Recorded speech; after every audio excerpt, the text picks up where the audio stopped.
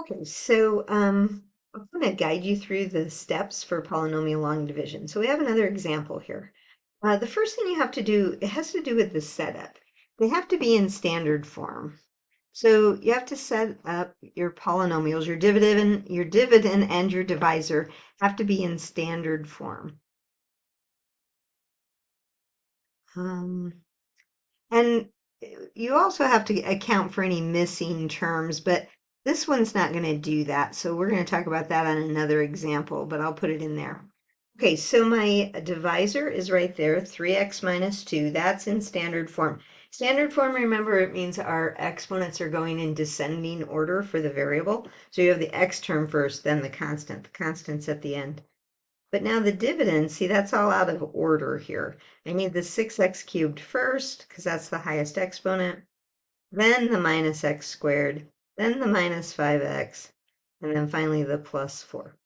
Okay, now that we got it set up, now we can actually do the dividing. So step 2, I guess, you divide. Okay, how many times is 3x going to 6x cubed? So you figure that out. It's 2x squared. So hopefully you figured that out. The next step is multiply. So 2x squared times 3x, that's 6x cubed. It should look exactly like the first term. So that's kind of your check.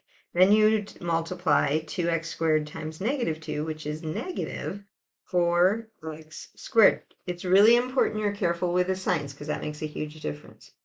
Step 4, I'll put it in a different color. That's the subtract. That's the sign changing thing. Okay, so change your signs. Change signs.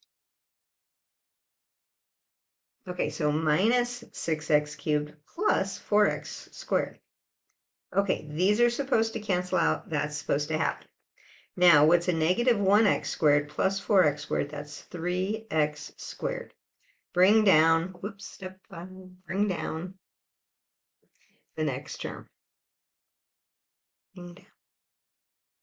So it's a negative 5x.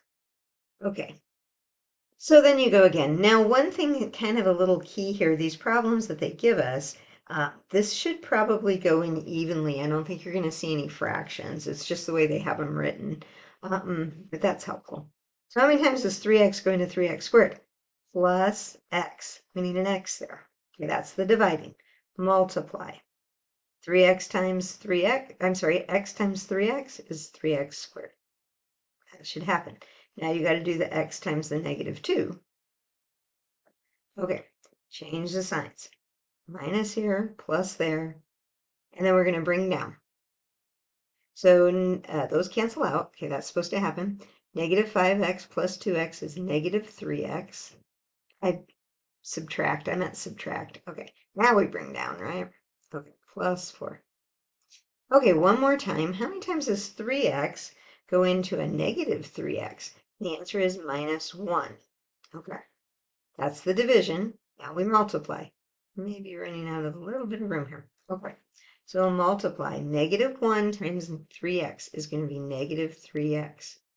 Now, you might say, well, why do I have to use a negative 1? I'm just going to change the sign. Well, it's all part of the division. Okay, so don't mess with the process. Okay, so negative 1 times 3x is negative 3x. Then negative 1 times negative 2 is a positive 2. Again, you got to be careful with your signs here. You can always use more paper and go over to the side and multiply those out as well. Okay, now we're going to change our signs. That's the subtracting part. And what happens? Those cancel out. And it looks like we're getting a remainder of 2. How do we know we're done? Well, there's nothing else to bring down, so we're to the end of our polynomial. 2 is the remainder, and so we're going to write our answer as 2x squared plus x minus 1. That's the quotient, right, up here. And then plus, and we're going to write the remainder over the divisor. So 2 over 3x minus 2. Okay, so like I said, it takes about 3 or 4 of these before you kind of start feeling more comfortable with it. But there's another example of polynomial long division.